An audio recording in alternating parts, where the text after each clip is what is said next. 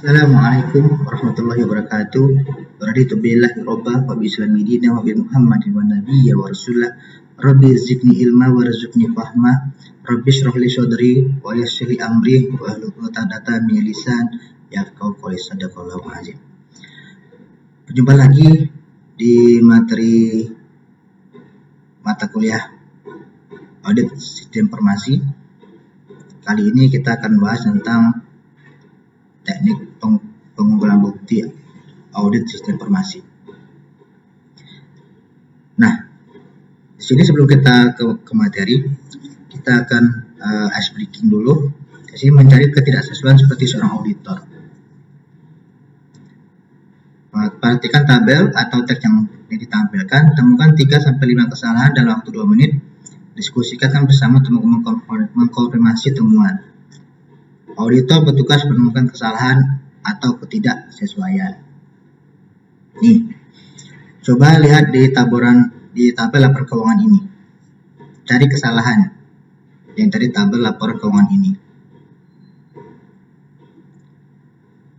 Silakan.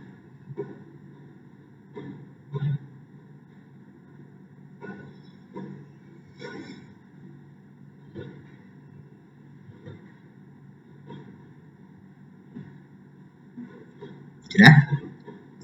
Nih, relasi dengan kesalahan.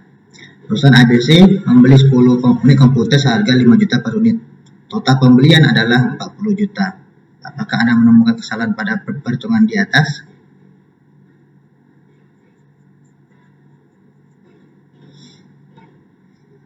Mari kita lihat. Kesalahan dalam tabel tadi berada pada baris kedua, yaitu 3 unit kali 2 juta sama dengan 6 juta, bukan 5 juta. Baris ketiga, 1 unit dikali 5.500.000 sama dengan 5.500.000, bukan 4.500.000. Baris kelima, 6 kali 500 itu 3 juta rupiah, bukan 2,5 juta. Nah, di sini kita melihat adanya ketidakkonsistenan dalam perhitungan dalam tabel data keuangannya tadi. Yang kedua, kesalahan dalam narasi. 10 kali 5 juta rupiah adalah 50 juta rupiah, bukan 40 juta rupiah. Seorang auditor, tugas kita adalah menemukan ketidaksesuaian dalam laporan. Itulah mengapa teknik pemeriksaan yang tepat sangat penting. Mari kita akan mempelajari lebih dalam teknik-teknik tersebut dalam materi kita pada hari ini. Jadi pengumpulan bukti audit sistem informasi. Bukti audit itu merupakan informasi ataupun objek yang mendukung kesimpulan auditor. Dalam sistem informasi bisa mencakup dokumen, log sistemnya, output dari aplikasi, bisa melakukan observasi atau melalui testimoni atau wawancara. Fungsinya untuk membuktikan kebenaran, kelengkapan, dan ketepatan operasi sistem. Karakteristik bukti audit yang pertama adalah bukti audit harus memiliki karakteristik pertama, yaitu kecukupan. Jumlah bukti harus memadai untuk mendukung kesimpulan. Yang kedua, kesesuaian. Relevansi dan ketepatan bukti terhadap tujuan audit. Yang ketiga, reliability atau keandalan. Sumber, metode pengumpulan, dan integritas bukti itu sendiri. Yang keempat, keterkinian atau timeline. Bukti harus relevan dengan periode yang diuji. Yang kelima, objektivitas. Bukti harus independen dan tidak bias. Jenis bukti audit: dokumenter atau dokumen, bisa surat, bisa kontrak, bisa laporan, dan sebagainya. Elektronik, sistem Gmail, log, dan DB atau metadata. Atau bukti fisik, perangkat hardware, media penyimpanan, flash disk, hard disk, dan sebagainya. Testimonial, misalnya hasil wawancara, ataupun juga pernyataan dari pihak-pihak terkait, ataupun hasil analisis sebelumnya, hasil analisis data yang sudah ada, tren yang sudah terjadi, rasio yang dimunculkan.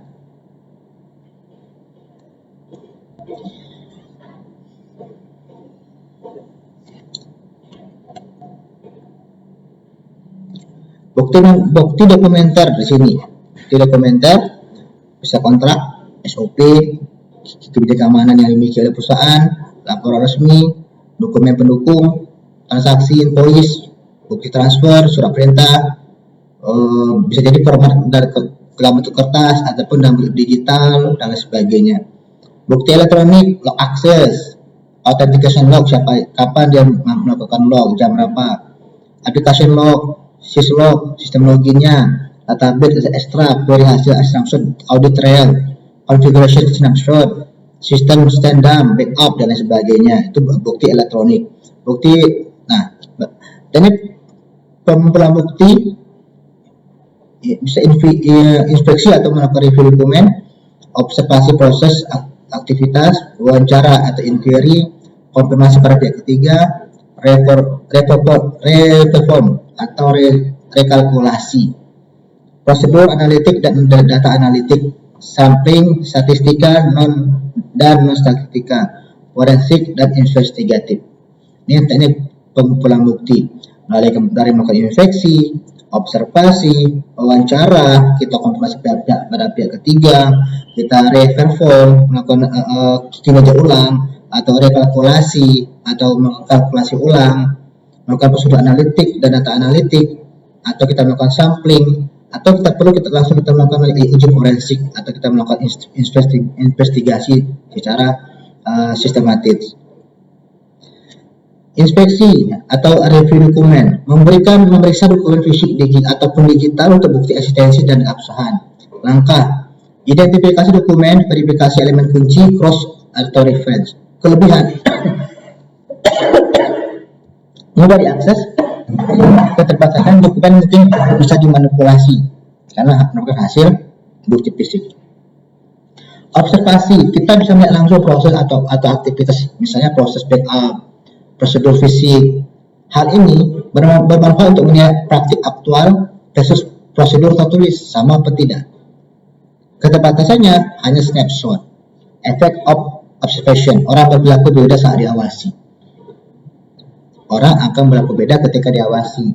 Ketika diawasi dia mulai rajin dan sebagainya. Ketika diawasi dia kembali ke sifat yang semula. Atau kita melakukan wawancara, pendalaman melalui tanya jawab dengan personal kunci. Gunakan struktur, tujuan, daftar pertanyaan, follow up untuk kita melakukan klarifikasi. Wajib dikonfirmasi dengan bukti lain, corroboration dengan pihak lain. Atau kita konfirmasi pada pihak ketiga, bukti dari pihak luar organisasi, black vendor, bank, pelanggan. Hal ini sangat andal karena mereka bersifat independen. Penting untuk transaksi material. Metodenya boleh kita melakukan surat konfirmasi, email resmi, atau kita melalui portal verifikasi. Atau kita melakukan reverforman atau rekalkulasi, melakukan rekod ulang proses atau perhitungan untuk memverifikasi hasil. Contoh, kita menjalankan ulang skrip postingan jurnal, menghitung ulang aging laporan, memberikan bukti langsung atau akurasi fungsi sistem. Teknik ini berguna untuk bukti substantif. Simpan skrip dan info yang dipakai, dokumentasikan hasil perbandingannya. Yang selanjutnya itu prosedur analitik. Kita melakukan analisis trend, analisis rasio, outlier, hubungan antar data. Tahapnya kita boleh melakukan develop expectation, compare, membandingkan, investigative inference melalui alat misalnya bisa Excel, SQL, Python, hasil, idea, BI tool dan sebagainya. Sampling. Statistika sampling memberikan dasar kuantitatif untuk generalisasi. Non-statistika sampling berbasis judgment auditor. Jenisnya bisa random, stratified, systematic, haphazard, ataupun judgmental. Pertimbangan ukuran sampel bisa melalui tergantung materialitas, tingkat risiko, dan juga populasi. Data analytic and automated testing. Pemanfaatan teknik otomatis untuk menguji seluruh populasi data. Contoh SQL query, script Python, rule based detection. Kita mencari apakah ada duplicate, ada gap, ada threshold, dan sebagainya. Continuous auditing, monitoring real time dengan alert dan melalui dashboard data yang sudah ada. log analisis dan teknik forensik. Pembuatan timeline atau event timeline dari log artifact, digital forensik, imaging, hashing analysis of artifacts.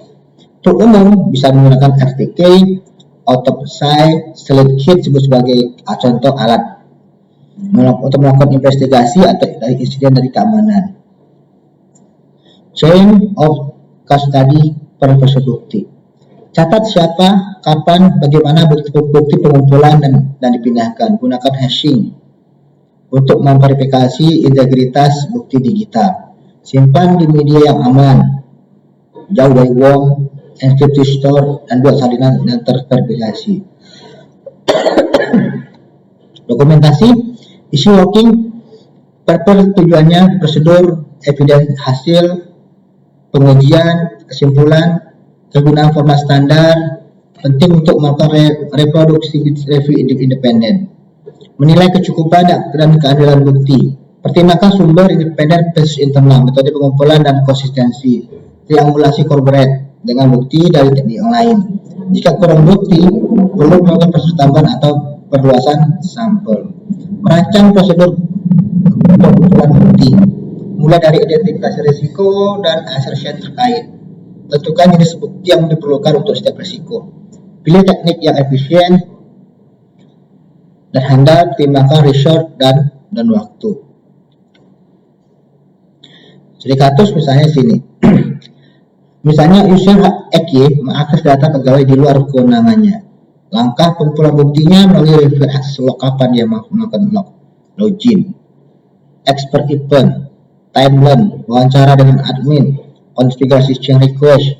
Bukti yang dikumpulkan bisa log, snapshot DB-nya, tiket change-nya, atau email konfirmasi yang sudah dia buat.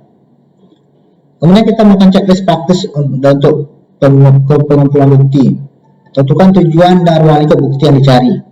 Pilih teknik pengumpulan yang sesuai. Pastikan integritas bukti, hash, aksi kontrol, dokumentasikan chain of custody and working paper. Evaluasi kecukupan dan minta bukti tambah jika perlu. Selanjutnya kita akan memahami jenis-jenis pemeriksaan dan penerapannya. Pemeriksaan adalah proses sistematis untuk mengumpulkan dan mengevaluasi bukti terkait kejahatan, catatan, atau sistem guna memastikan kesesuaian dengan standar, aturan, atau tujuan tertentu.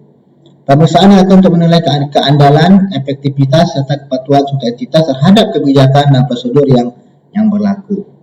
Tujuan pemeriksaan yang pertama, menilai kepatuhan terhadap aturan dan standar, mengevaluasi efektivitas pengendalian internal, mengidentifikasi kelemahan dan area yang perlu ditingkatkan, memberikan rekomendasi untuk perbaikan, meningkatkan transparansi dan akuntabilitas.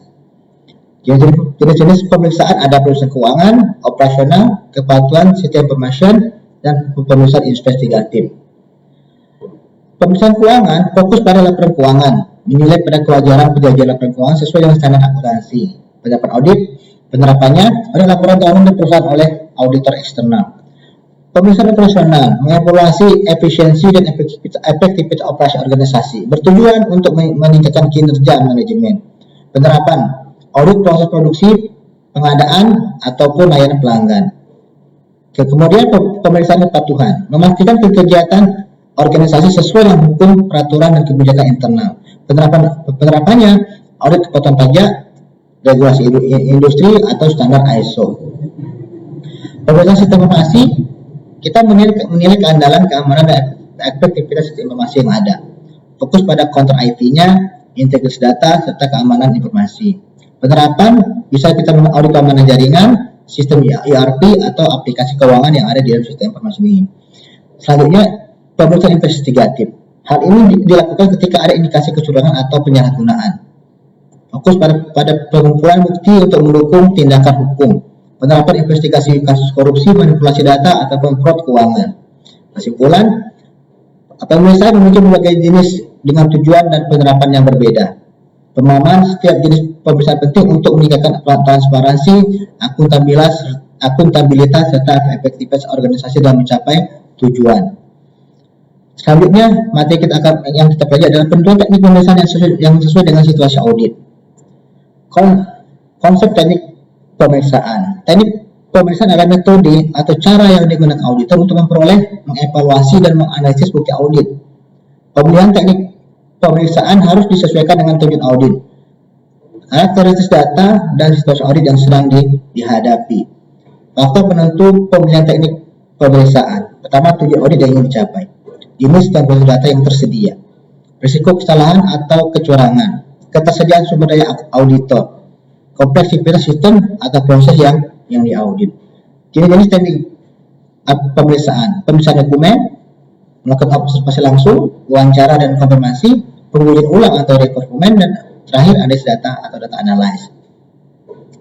Pemeriksaan dokumen kita melibatkan penelaahan catatan, laporan atau dokumen yang terkait, cocok digunakan untuk memverifikasi kepatuhan administrasi dan legalitas. Penerapannya, kita melakukan audit laporan keuangan, kontrak, dan arsip perusahaan yang dimiliki. Observasi langsung, caranya auditor mengamati langsung proses atau aktivitas di lapangan. Hal ini cocok untuk menilai efektivitas prosedur operasionalnya. Penerapan audit proses produksi, layanan pelanggan, atau sistem keamanan yang sudah ada. Pemeriksaan dokumen melibatkan penilaian catatan laporan keuangan terkait cocok dengan kepatuhan administrasi legalitas. Beberapa audit laporan keuangan kontrak arsip perusahaan, observasi langsung, wawancara, pengujian ulang, analisis data. Penunjang teknik sesuai situasi audit. Audit keuangan, pemeriksaan dokumennya, dan konfirmasi. Audit operasional, observasi, wawancara. Audit sistem informasi, pengujian ulang, dan analisis data. Audit investigatif, kombinasi semua teknik untuk memperoleh bukti yang kuat. Pemilihan teknik pemeriksaan harus mempertimbangkan tujuan, risiko, dan karakteristik data. Kombinasi berbagai teknik seringkali diperlukan agar hasil audit lebih objektif, akurat, dan dapat dipertanggungjawabkan. Oke, demikian materi kita pada hari ini. Silakan, habis ini akan ada diskusi, akan ada tugas. Selesaikan dengan baik. Kita ketemu lagi minggu depan dengan materi yang berbeda. Saya tutup. Wassalamualaikum warahmatullahi wabarakatuh.